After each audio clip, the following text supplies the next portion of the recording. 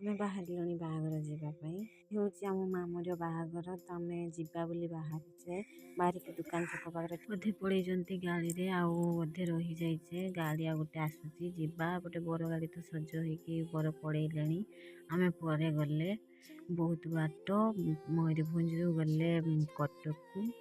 ସମସ୍ତେ ଗାଡ଼ିରେ ବସିକି ଯାଉଛେ। କଟକ ଗଲାବେଳେ ତ ଚାଲିଗଲେ ବଢ଼ିଆ ମଜାରେ, ଆସିଲା ବେଳକୁ କିନ୍ତୁ ଏତେ ବାଟ ଛୁଆ ପିଲା ନେଇକି ଯାଇକି ଏପଟେ ଆମେ ଗଲାବେଳକୁ ଏଠି ଡିଜେ ବାଜୁଛି। ଆମର କିଛି ନାଚିଲେ ସେଠି। ବର ଆସିକି ପହଞ୍ଚିଗଲେ, ତାଙ୍କର ମଣ୍ଡପରେ ବାହାଘର ହେଲା। ତ କେବେ ଦେଖିନଥିଲି, ଏଇଥର ବାହାଘର ଯାଇକି ଦେଖିଲି। ତାଙ୍କର ମଣ୍ଡପରେ ବାହାଘର ହେଲା। ଆମେ ଆସିକି ପହଞ୍ଚିଗଲେ ମଣ୍ଡପରେ। ପହଞ୍ଚିଲୁ, ଆମକୁ ଥଣ୍ଡା ଦେଲେ ଖାଇବା ପାଇଁ। ଖାଇଲୁ ସମସ୍ତେ। ଗୁପଚୁପ ଦେଲେ ଖାଇବା ପାଇଁ, ଖାଇକି ପଳେଇଲୁ ସମସ୍ତେ ଭାତ ଖାଇବା ପାଇଁ। ତାପରେ ତାଙ୍କର ହେଇଥିଲା ମାଂସ, ମାଛ ଆଉ ପନିର ତରକାରୀ, ଡାଲି, ଖଟା, ପାଏସ, ପାମ୍ପଡ଼। ଖାଇ ଦେଇକି ଆମେ ସମସ୍ତେ ପଳେଇ ଆସିଲୁ। ଏପଟର ବର ପଳେଇ ଆସିଥିଲା ତାଙ୍କର ବାହାଘର ପାଇଁ, ମଣ୍ଡପରେ ବସି ଯାଇଥିଲେ। ଆମେ ସମସ୍ତେ ଆସିକି ଏଠି ବସିକି ବାହାଘର ଦେଖିଲୁ।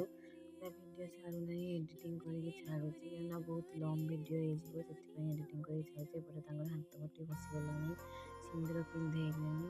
ପିନ୍ଧେଇ ସାରିକି ତାଙ୍କର ଠିକ ହେଇଥିଲା ଚାଲିଛି। ଗଲାବେଳେ ଏଠି ମଙ୍ଗଳସୂତ୍ର ପିନ୍ଧା ଚାଲିଛି। ପିନ୍ଧେଇ ସାରିକି କେବେ ଭାବିନଥିଲି ଏତେ ଲଙ୍ଗ ରାସ୍ତା ହେବ ବୋଲି, ମୟୂରଭଞ୍ଜରୁ କଟକ ଏତେ ବାଟ ବୋଲି। ଘରୁ ବାହାରିକି ଗଲୁ 3ଟା 20ରେ ବୋଧେ, ସେଇଠି ପହଞ୍ଚିଲେ 9:30 ବେଳେ ପହଞ୍ଚିଲେ ବୋଧେ। ବାହାଘର ତାଙ୍କର ସରିଗଲା। ଏଠି ଫଟୋ ଉଠାଉଛନ୍ତି। ବେଶୀ କିଛି ଭିଡ଼ିଓ କରିନାହିଁ। ଆମ ବାହାଘର ଭିଡ଼ିଓ ଯଦି ଭଲ ଲାଗୁଥିବ ତାହେଲେ ପ୍ଲିଜ୍ ଆମ ଚ୍ୟାନେଲଟିକୁ ସବସ୍କ୍ରାଇବ୍ କରିଦେବେ। ରହିଲି, ଜୟ ଜଗନ୍ନାଥ।